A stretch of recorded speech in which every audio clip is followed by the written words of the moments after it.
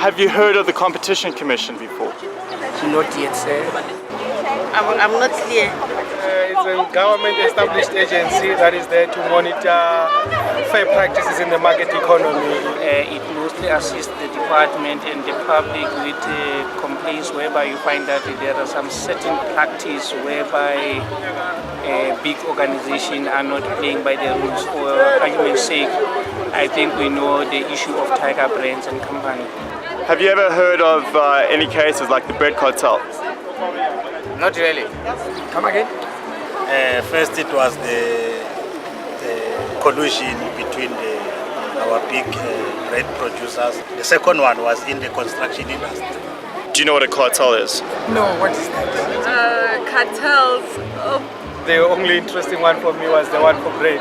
For obvious reasons, yeah. If there's no competition, people will just, we don't have any choice. It makes companies not taking us for a ride. For 15 years, South Africa's competition authorities, the Competition Commission and Tribunal, have played an active role in improving our country's economic environment. Sadly, South Africa is plagued by two social ills: inequality and unemployment. With a history of apartheid, this saw many South Africans disadvantaged, with economic power concentrated into the hands of a select few. The competition authorities were established as part of a package of reforms to transform the South African economy. The dawn of the new millennium gave birth to the competition authorities.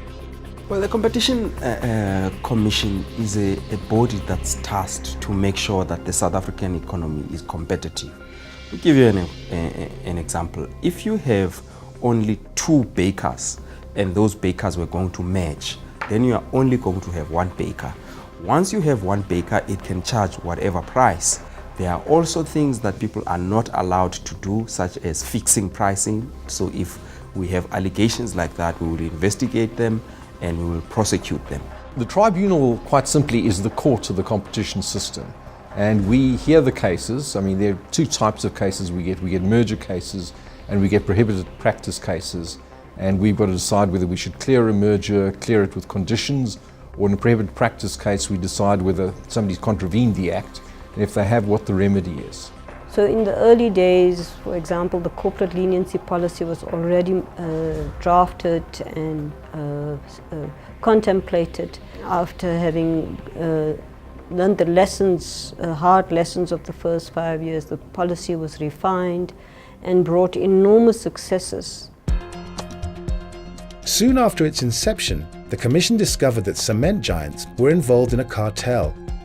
The Competition Commission has raided the offices of 4 of the major cement producers. The Commission says despite fluctuations in demand and input costs, producer prices of cement have been increasing every 6 months at levels far above the producer price index. If the firms are found to have operated anti-competitively, they will be prosecuted. The companies are also being investigated by competition authorities in other countries. The Commission, in its early stages in life, started to investigate the sector on the basis of suspicions, conducted dawn raids, but was completely unsuccessful. Its dawn raids were deemed unlawful. We entered the premises of the company very excited, called a press conference at their parking lot. We lied about why we were entering, but we were looking for information, so it was early days. Many years after, about 8 years after, we launched a new investigation into cement, and guess what? We still found that the cartel was continuing. Our study shows that consumers, as a result of the dismantling of that cartel, we've saved them about 6 billion rands. The next step forward saw the Commission resolve one of the most notable cases in its history, that of Hazeltow and others against GlaxoSmithKline South Africa and Boehringer Ingelheim. One of many South Africans battling HIV, Hazel and others became victims of not just the virus, but the unaffordable prices of its treatment. That's a good story to tell. I feel very great and honored, and to be given the chance to lead such a very big challenge of people who wanted treatment. And it was not them alone, it was me as well who wanted that treatment. And for me, it makes me feel good when I see people accessing treatment. The impact is real. I mean, the impact is really about lives. I'm very, very proud to see the prices of antiviral drugs falling from the levels at which they were. Hazel Tao is alive and well today, together with many HIV-positive South Africans who live healthier, longer lives.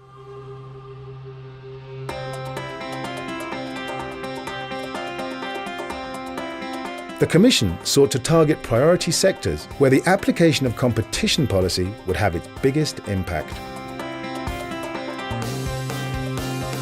No case is too big or small for the competition authorities, from construction to banking to bread, a staple in the lives of every South African. Details have emerged of clandestine meetings and profiteering plots that led to consumers being ripped off for their daily bread. The Competition Tribunal began hearing evidence today in the bread price-fixing scandal. 3 major manufacturers have confessed to their role and paid fines. A Competition Commission investigation found Pioneer Foods, Tiger Brands, Premier and Food Corp colluded to artificially raise the price of bread. According to witnesses, top managers of the rival bakeries in question met secretly at expensive hotels and country clubs. The discussion: when to increase or reduce the price of bread and by how much. There were fireworks at the Competition Tribunal today at the inquiry into bread price fixing. A Pioneer Foods manager felt the full force of cross-examination. In a blistering legal attack, Competition Commission advocate David Unterhalter characterised Pioneer's behaviour as reprehensible and irresponsible. Pioneer maintains it did not collude to manipulate bread prices, despite the fact that co-accused companies have admitted guilt and paid hefty fines. I did not know of it at the time, and I did not condone any such meetings. So tell me, what sort of responsibility have you assumed? In some parts of the world, people in your position go to prison for this sort of conduct. Rivals should never break bread with one another. The authorities were once again in the limelight following the controversial Massmart-Walmart merger. David versus Goliath. One of the world's biggest retailers is planning to acquire 51% of South Africa's Massmart for 148 Rand a share, a deal worth about 17 billion Rand.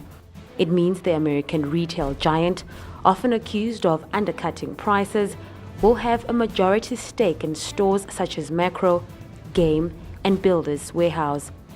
The Competition Commission has approved the acquisition, and the matter is now before the Competition Tribunal.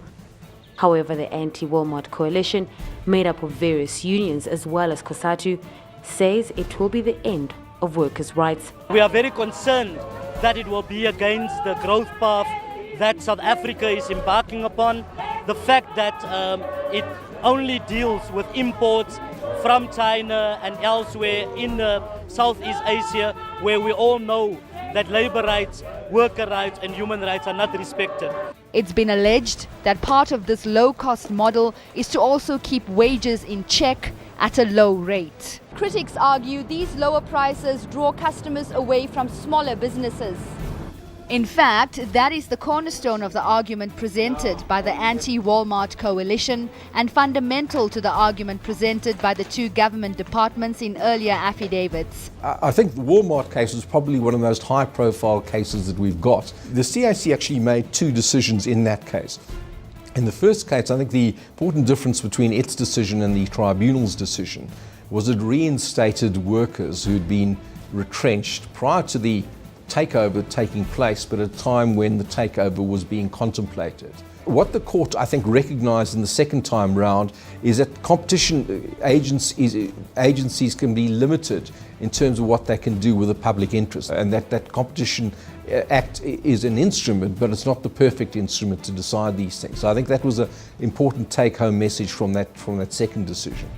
Personally, what I learned from the case is that the Competition Act, as it stands today, allows us to do more than what I initially thought it would allow us to do. This was very evident from the Competition Appeal Court's decision when they decided to impose a condition to the merging parties that they must at least set apart a fund that will help to develop small industries in the country. The authorities struck again, this time putting construction giants in the hot seat. Graft body Corruption Watch says big business should be held accountable for helping corruption to thrive in South Africa. The Competition Tribunal this week discussed the settlement agreements of 15 companies who've been fined nearly R1.5 billion for bid rigging and collusive tendering. These include large infrastructure projects for the 2010 World Cup. Apologetic, unrepentant, or passing the buck. This was the mixed bag offered by colluding construction companies fingered at the Competition Tribunal this week. Some invoked the words of Nelson Mandela in calling for forgiveness and leniency. 1.46 billion in fines. Are you satisfied with the outcome? I think given what we set out to do, to uncover as much anti-competitive conduct in the industry, I think in a period of 18 months to be able to reach such a settlement with so many firms is a good outcome. I was the lead investigator. People in the construction sector, they know each other for a very long time. They've been working together for a very long time. So for them to collude, it was not difficult. But now we are hoping that with the construction fast track, we have been able to penetrate them and created a lot of distrust among them. If they are caught colluding again, we are likely to catch them, and if we catch them, the consequences are going to be very serious. Having evolved and learned from past mistakes, the competition authorities have entered into another chapter, becoming the mature institutions that they are today. Now, under the leadership of new Commissioner Thembinkosi Bonakele and Tribunal Chairperson Norman Manoim, the authorities seek to extend their reach to create a more inclusive economy for all. There are certain sectors that we know are big in generating jobs, very high labor absorption rate, but those sectors might not do well because of competition problems. I would like to position the Commission in such a way that it's able to firstly identify these bottlenecks. How can you resolve those problems? How long will it take you to resolve those problems? What kind of partners do you need in order to be able to resolve those problems? So this is how I think you contribute towards both economic growth, but also solving some of the huge social problems that we have, unemployment, inequality, and so on. From the Commission side, I have the greatest of confidence that it is going to continue in its courage and proactivism. I think it defines the Commission, and if you look at its people and its culture, you're already seeing early indications that it's going to go in that direction. I think we're starting to do things much better than we did before. You know, I think our merger control is much more efficient and much more rational than it was before. The cartel and collusion cases, I think, are being very, very well handled by the Commission, and I think people out in the marketplace know that we take no nonsense around these issues. And you must, if you're caught out with a cartel, you must try and settle with the Commission. There are indeed mammoth challenges ahead.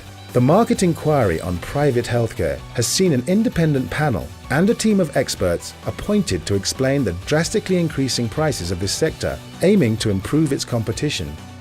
Regardless, the competition authorities aims to be relevant to all South Africans, rich and poor alike, to those who understand what the competition authorities are about and those who do not. The Competition Commission and the Competition Tribunal, celebrating 15 years of promoting competition, efficiency and inclusivity.